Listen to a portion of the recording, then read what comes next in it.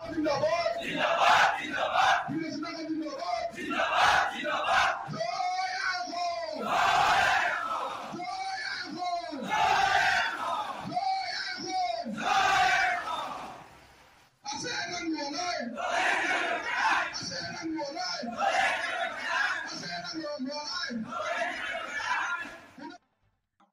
প্ৰথম কথা হ'ল আমাৰ আমগুৰিত বৰ্ধিত কাৰ্যনিৰ্বাহক আছিলে আৰু এই টাউন কমিটিৰ পৰা এজনে প্ৰতিনিধিত্ব কৰিছিলে। প্ৰথম কথা হ'ল টাউন সমিতিখন পুনৰ্গঠন হ'ল আৰু লগতে শিৱসাগৰৰ বিভিন্ন প্ৰান্তৰ পৰা, যেনে আপুনি চাই নিমাইজানৰ পৰা আহিছে, ভাড়াধৰাৰ পৰা আহিছে, দুলীয়াপাৰৰ পৰা আহিছে আৰু এইপিনে ভুটীয়াপাৰৰ পৰা আহিছে। আচলতে এই চাৰিও কাষৰ জড়িত হৈ থকা বিভিন্ন যুৱকে আজি ইয়াত বীৰ লাচিত সেনাৰ নীতি আদৰ্শৰ প্ৰতি আকৃষ্টিত হৈ তেওঁলোকে আমাৰ মাজলৈ আহিছে। তেখেতসকলক আজি আমি আদৰণি জনাইছো। অনাগত সময়ত শিৱসাগৰ বৃহত্তৰ শিৱসাগৰ জিলাৰ আচলতে প্ৰতিটো অঞ্চলত বীৰ লাচিত সেনাৰ ধ্বজাখন উৰুৱাবৰ বাবে আমি চেষ্টা চলাইছো। সেই চেষ্টাকে আহুকৰ্ষিত কৰি আজি নগৰ সমিতিয়ে ইয়াত যোগদান কাৰ্যসূচীটো কৰিছে আৰু খুব যোগাত্মক এটা দিশত আগবাঢ়িছে। বীৰ লাচিত সেনা অসম শিৱসাগৰ নগৰ সমিতিৰ উদ্যোগত আমোলাপট্টি শংকৰদেৱ শিশু নিকেতনৰ ইয়াত এটা যোগদান কাৰ্যসূচী আৰু নগৰ সমিতি কাৰ্যনিৰ্বাহক সভা অনুষ্ঠিত হৈছে।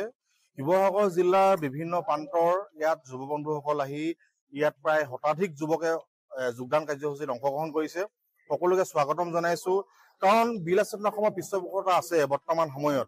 কাৰণ আপোনালোকে নিশ্চয় অৱগত, সকলো সংবাদ মাধ্যমে দেখি থাকে আজি বিগত সময়ৰ পৰা অসমত থকা যিসকল অসমীয়া মানুহক প্ৰত্যেকটো ক্ষেত্ৰত বহিৰাগত বণিক গোষ্ঠীসকলে কেৱল চৰ গুৰ লাঠ মাৰি আৰু অসমীয়া ভাষা কৃষ্টি সংস্কৃতিক বাৰে বাৰে অপমান কৰি তেওঁলোকে কাম কৰি আহিছে।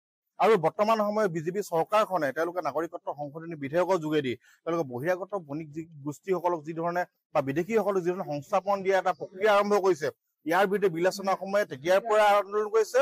2019 চনতো সৰ্বত্ৰ অসমত প্ৰতিবাদ হৈছে আৰু এতিয়াও আমি সমগ্ৰ অসমত প্ৰতিবাদ কৰি আহিছো। আৰু কেন্দ্ৰীয় সমিতিয়ে ইতিমধ্যে জনাইছে, আমি যদি প্ৰধানমন্ত্ৰী মহোদয় আজি অসমলৈ আহিছে, যদি আমাৰ অসমৰ যিবোৰ সমস্যা আছে, অসমীয়া মানুহৰ যিবোৰ সমস্যা, জাতি জনগোষ্ঠীৰ যিবোৰ সমস্যাবোৰ সমাধান কৰাৰ ক্ষেত্ৰত যদি গুৰুত্ব প্ৰদান নকৰে, তেতিয়াহ'লে আমি সকলো জাতি জনগোষ্ঠীক একত্ৰিত কৰি দীঘলীয়া আমি ৰণৰ কাৰণে আমি সাজু হৈছো। কাৰণ প্ৰতিৰোধ সংগ্ৰামৰ কাৰণে আমি সাজু হৈছো। বাৰে বাৰে আমাক লালিপপ দিব, আমি গিলি যাম, আমি কেতিয়া হ'ব নোৱাৰো। অসমীয়া জাতি ভিখাৰী জাতি নহয়।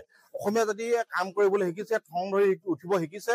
অসমীয়া জাতি, অসমীয়া কৃষ্টি সংস্কৃতি ভাষাক কোনোবাই যদি বাৰে বাৰে অপমান কৰিব, ইয়াৰ বিৰুদ্ধে সংগ্ৰাম কৰি আহিছো আৰু ভৱিষ্যতে কৰি যাম। সেইকাৰণে শিৱসাগৰত বসবাস কৰা যিসকল বণিক গোষ্ঠীৰ মানুহ আছে, মই তেওঁলোকো অনুৰোধ কৰিছো, আপোনালোকে শিৱসাগৰত আমি সম্প্ৰীতিৰ বাৰ্তা আপোনালোকক দি আহিছো সদায়, কিন্তু আপোনালোকে আমাৰ অসমীয়া ভাষা কৃষ্টি সংস্কৃতিক সকলোকে সন্মান কৰিবলৈ শিকিব লাগিব। আপোনালোকে দোকান পঢ়া ব্যৱসায়িক যিবোৰ প্ৰতিষ্ঠান আছে সকলোতে অসমীয়া মানুহক অগ্ৰাধিকাৰ আগস্থান দিব পাৰে আপোনালোকে দিব লাগিব। যদি এইখিনি নকৰে, তেতিয়াহ'লে বীৰ লাচিত সেনা অসমে আপোনালোকৰ বিৰুদ্ধে কিন্তু প্ৰতিবাদ কৰি আহিছে, ভৱিষ্যত দিনত প্ৰতিবাদ কৰি আহিব।